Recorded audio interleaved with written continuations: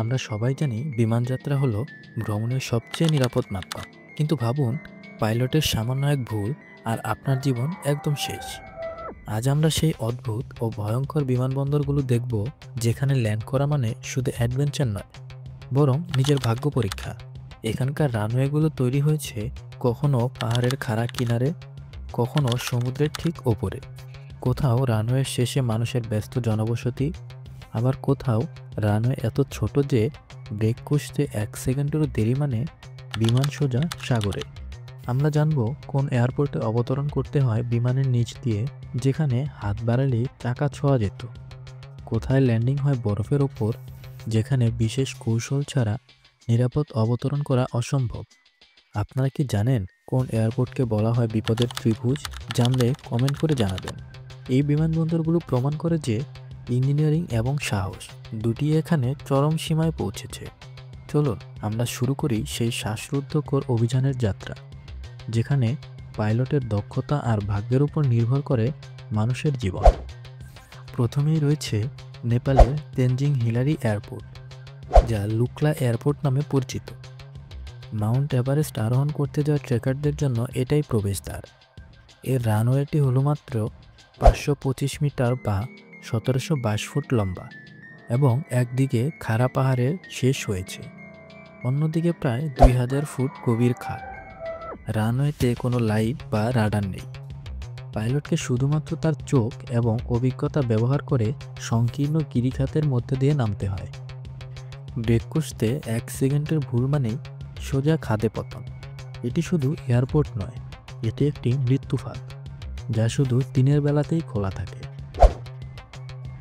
এবার যাই ক্যারিবিয়ান সাগরের কোলে, যেখানে আপনি ল্যান্ডিং করে একটি বিমানের চাকা প্রায় ছুঁতে পারবেন। বলছি প্রিন্সেস জুলিয়ানা এয়ারপোর্টের কথা। এই এয়ারপোর্টের রানওয়ের এক প্রান্ত গিয়ে মিশেছে জনবহুল মাহো বিচে। বড় যাত্রীবাহী বিমানগুলো ল্যান্ডিংয়ের জন্য যখন চূড়ান্তভাবে নিচে নামতে শুরু করে, তখন সেগুলো সৈকতে স্নানরত মানুষের মাথার ঠিক উপর দিয়ে উড়ে যায়। বিমান নামার সময় ইঞ্জিনের গর্জন এবং বাতাসের ধাক্কায় সৈকতে বিশাল বালির ঝড় তৈরি হয়। অনেকে এটাকে অ্যাডভেঞ্চার মনে করে দেখতে আসে, কিন্তু এটি অত্যন্ত বিপজ্জনক। অর্থাৎ এখানে কেবল পাইলটের নয়, পর্যটকদেরও ভাগ্যের পরীক্ষা দিতে হয়। এবার এমন একটি এয়ারপোর্টে যাই, যা রানওয়ে শহরের প্রধান রাস্তা। হ্যাঁ, ঠিকই শুনেছেন, এটি হলো জিব্রাল্টার এয়ারপোর্ট। এখানকার রানওয়ের মাঝখান দিয়ে চলে গেছে উইনস্টন চার্চিল এভিনিউ, জিব্রাল্টারের সবচেয়ে ব্যস্ততম রাস্তা। যখন কোনো বিমানকে ল্যান্ড বা টেক অফ করতে হয়, তখন পুলিশ একটি ট্রাফিক লাইট ব্যবহার করে রাস্তাটিকে রেল ক্রসিংয়ের মতো করে বন্ধ করে দেয়। বিমান এখানে ল্যান্ড করে আর কয়েক মিনিটের জন্য পুরো শহরের যাতায়াত থেমে যায়। ইঞ্জিনিয়াররা একে কী নামে ডাকে তা জানি না, কিন্তু আমরা একে বলি ট্রাফিক জ্যামের এয়ারপোর্ট। এবার আমরা চলে এসেছি ভুটানের পারো এয়ারপোর্টে।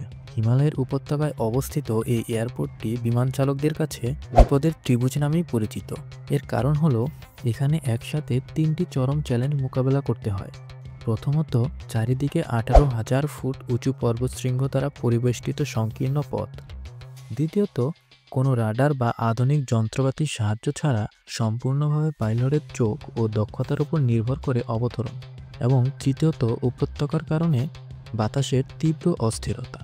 এই কারণে এটি পৃথিবীর হাতে গোনা কয়েকটি এয়ারপোর্টের মধ্যে একটি, যেখানে শুধুমাত্র বিশেষভাবে প্রশিক্ষণপ্রাপ্ত 25 জন পাইলট ল্যান্ড করার অনুমতি পান।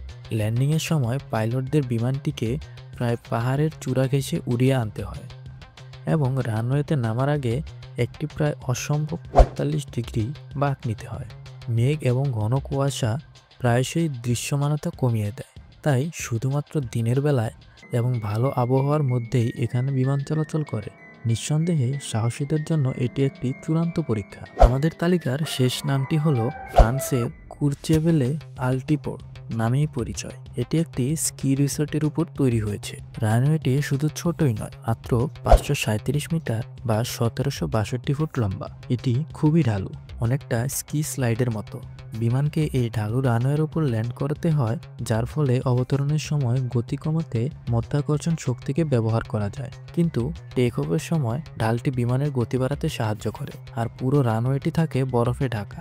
সামান্যতম ভুল হিসাব, অতিরিক্ত গতি বা খারাপ আবহাওয়া সবই এখানে চরম বিপদ ডেকে আনতে পারে। এটি এমন এক এয়ারপোর্ট যেখানে ল্যান্ডিং মানে একটি সফল পাহাড়ি স্কি অভিযান শেষ করা। এই এয়ারপোর্টগুলো আমাদের মনে করিয়ে দেয়, বিমান যতই নিরাপদ হোক না কেন, কোথাও কোথাও মানুষের সাহস, ইঞ্জিনিয়ারিংয়ের চরম উৎকর্ষ এবং ভাগ্যের জেরেই মানুষ বেঁচে ফেরে। এই পাইলটদের দক্ষতা সত্যিই প্রশংসার যোগ্য। তারা প্রতি মুহূর্তে প্রকৃতির প্রতিকূলতা এবং ইঞ্জিনিয়ারিংয়ের সীমাবদ্ধতা অতিক্রম করে চলেছেন। তবে সবকিছুর পরেও সতর্কতা সবসময় সবচেয়ে বেশি গুরুত্বপূর্ণ। বন্ধুরা, এই ভিডিওটি যদি আপনাদের কাছে ভয়ঙ্কর এবং রোমাঞ্চকর মনে হয় তবে অবশ্যই একটি লাইক করে দিন।